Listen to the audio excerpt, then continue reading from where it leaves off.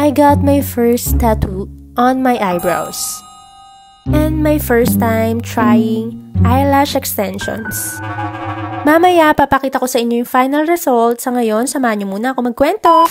I'm here with the gorgeous CEO, Miss Jaisa. Nakaka-starstruck talaga siya sa personal. Together with her staff na magpapaganda sa ating lahat. Elite Brows is located here at Mandaluyong City. Lalagay ko sa caption yung buong address. Napakaganda ng place at nakaka-relax talaga.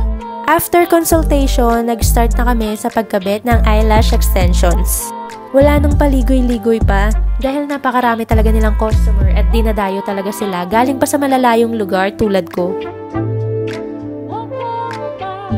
Almost done na tayo, so ito yung before and after. Grabe, ang lakas makaganda, super nagustuhan ko at ang natural pa rin ng look.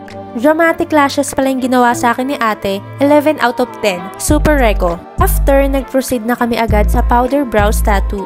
Nilagyan na nila ako ng pampamanhead and nag-start na si Miss Jaisa sa mapping. Habang tinatatuan ako, ramdam ko pa rin yung pain, pero kaya naman, tiis ganda talaga. Ayan na nga, patapos na tayo. Ito yung before and after. 100 over 10. Super worth it. Opak, sino ka dyan, bebs? Tatagal pa daw ito ng 1 to 2 years depende sa pag-alaga mo and may fading pa siya after a weeks. And makakabawas pa to sa oras ko mag-ayos bago pumasok sa work. Thank you so much, Elite Brows fam. Best experience and we'll definitely go back.